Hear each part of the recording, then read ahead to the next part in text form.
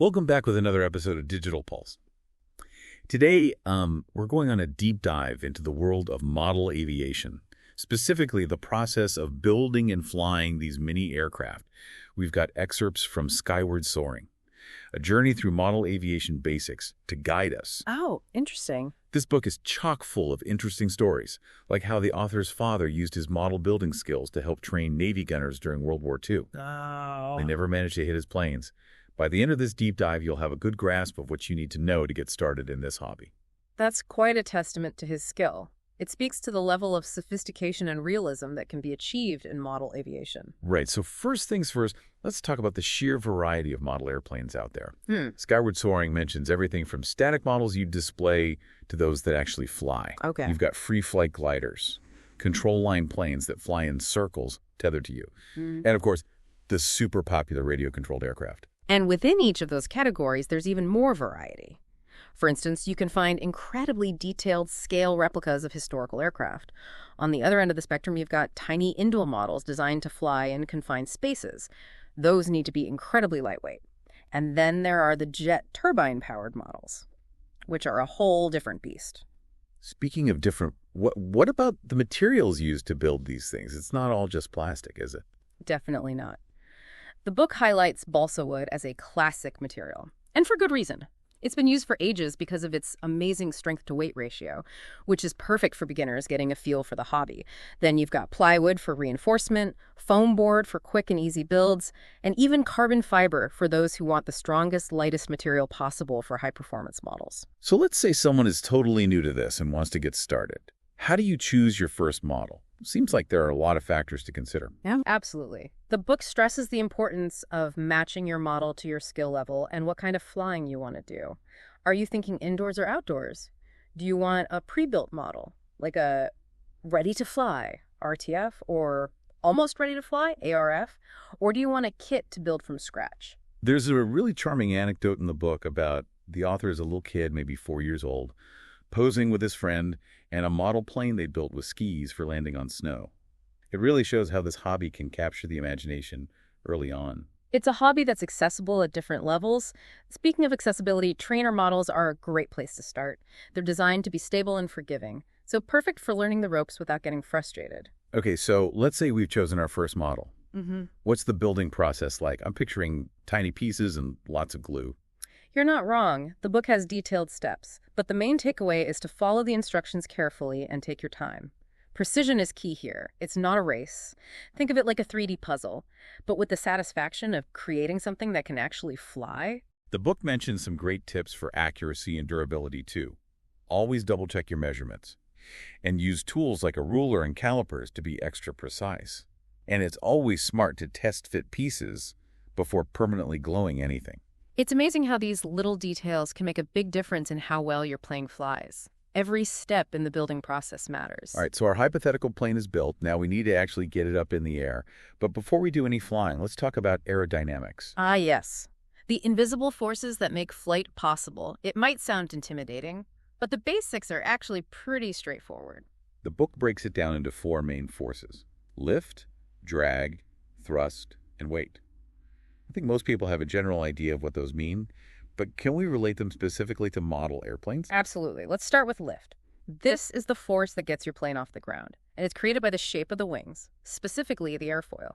It's curved on top and flatter underneath. As air flows over the wing, it moves faster over the top curved surface than the bottom. This difference in airspeed creates a difference in air pressure. So faster air on top means lower pressure, while slower air underneath means higher pressure.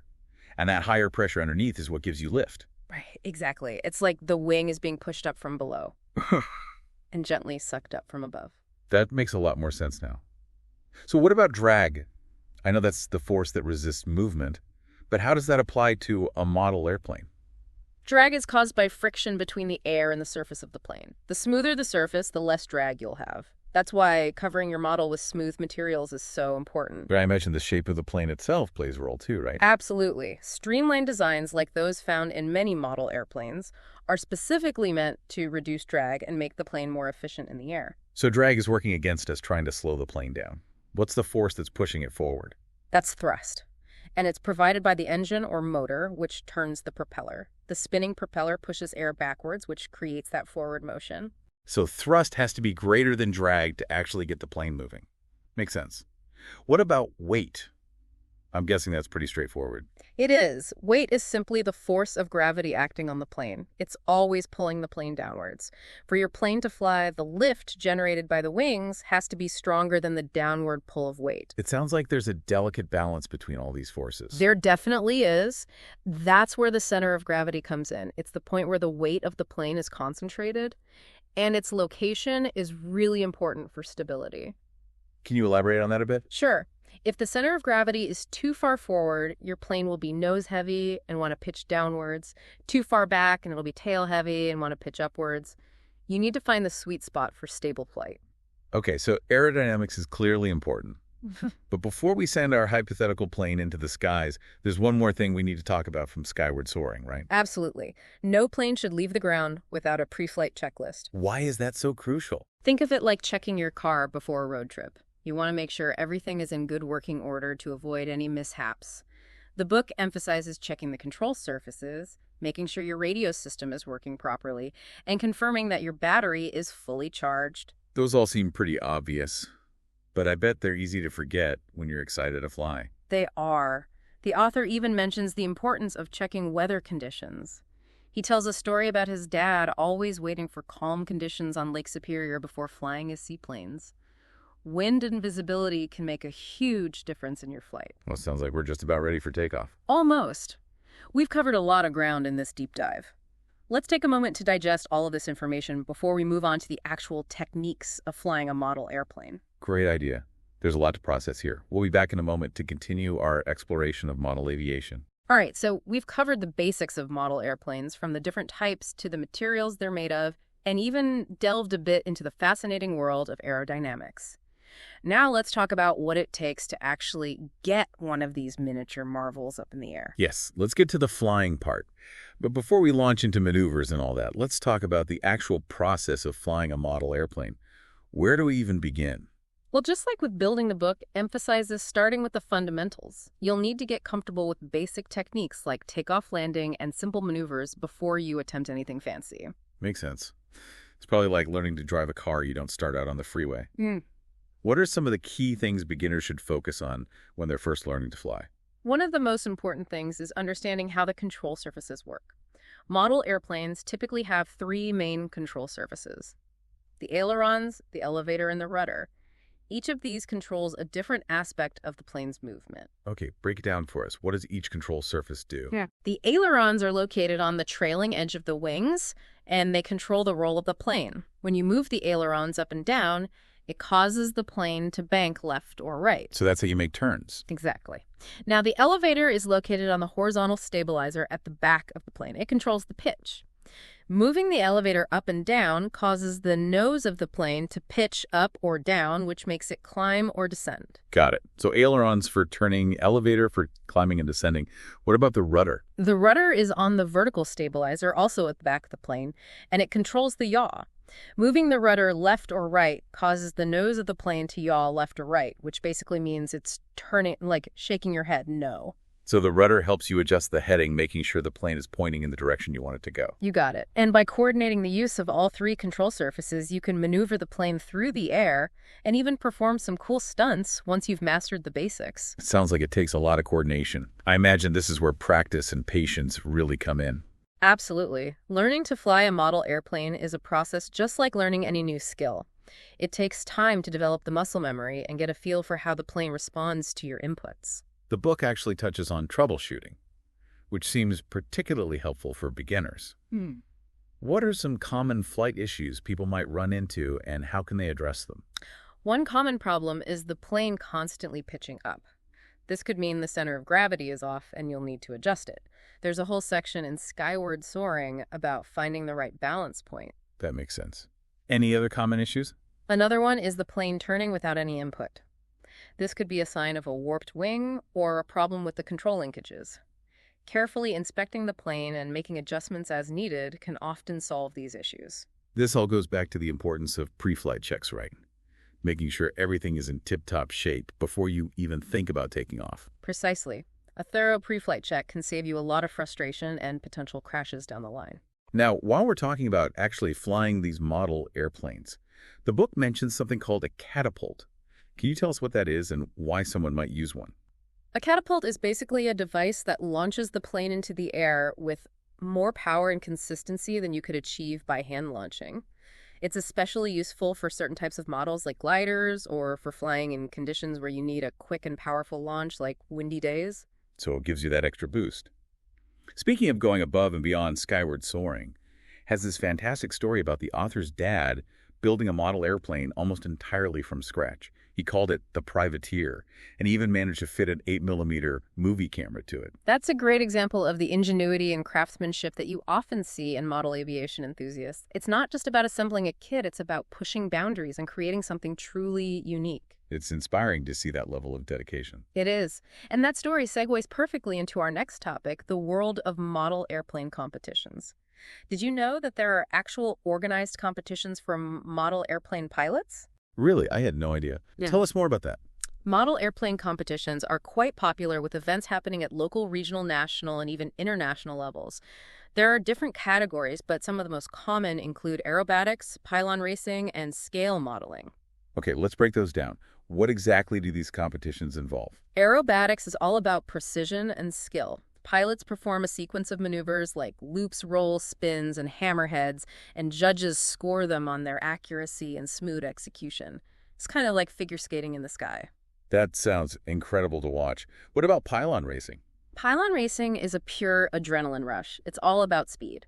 Pilots race their planes around a course marked by pylons, and the fastest time wins.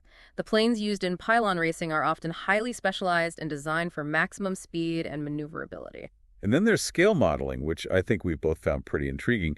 What are the competitions like for those incredibly detailed model airplanes? Scale modeling competitions are unique because they evaluate both the craftsmanship of the model and its flying abilities.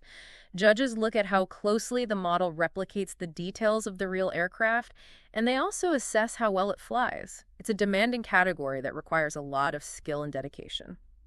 It sounds like there's a model airplane competition for pretty much every interest and skill level. Exactly, and that's one of the wonderful things about model aviation. It's a diverse hobby with something for everyone. Whether you're a casual hobbyist or a competitive pilot, there's a place for you in this community. Well, this deep dive has been a real eye-opener for me. I had no idea that the world of model aviation was so vast and fascinating. It truly is a world unto itself. We've learned about the different types of model airplanes, the materials used to build them, the principles of aerodynamics that make them fly, the importance of pre-flight checks, the techniques for flying, and even the world of competitions. We've covered a lot. We have, and we still have more to uncover. That's right. Before we wrap up this deep dive, I'm curious to hear more about the history of model aviation. Where did this hobby originate? How has it evolved over the years? That's a great question, and it's a topic that deserves its own exploration. We'll delve into the fascinating history of model aviation in our next segment. Sounds intriguing. I'm eager to learn more. So for our listeners who are just as curious, be sure to join us for the final part of our deep dive into the world of model aviation. We're back for the final part of our deep dive into the world of model aviation.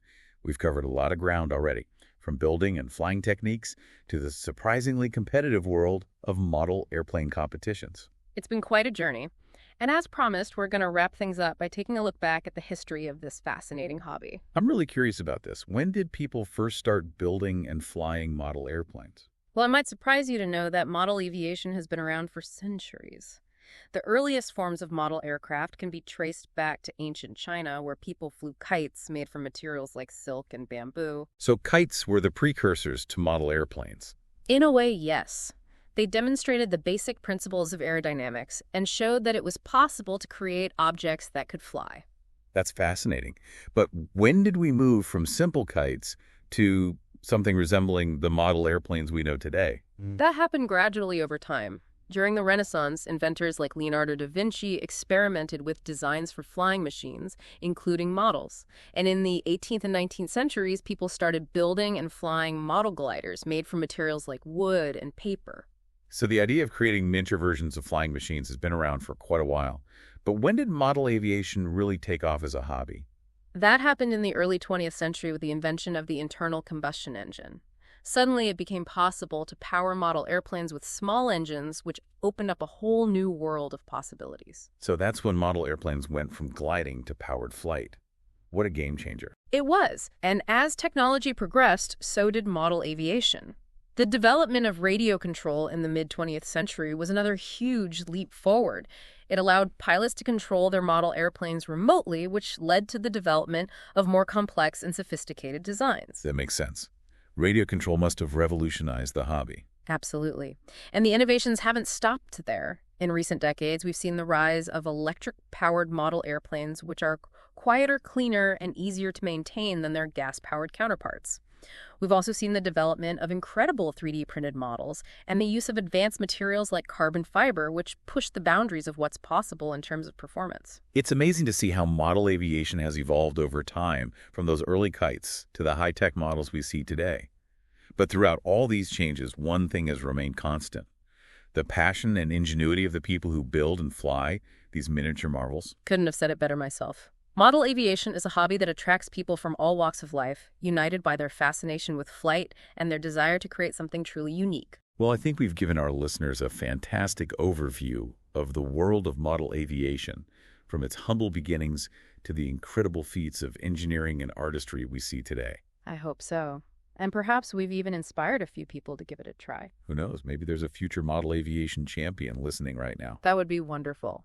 And if anyone out there is interested in taking their first steps into this rewarding hobby, be sure to check out the resources we've included in the show notes. And if you're already a seasoned model aviation enthusiast, we'd love to hear your stories and experiences. Share them with us on social media using the hashtag #DeepDiveModelAir. Happy flying, everyone. That's all for this episode of Digital Pulse. Thanks for joining us on this high-flying adventure.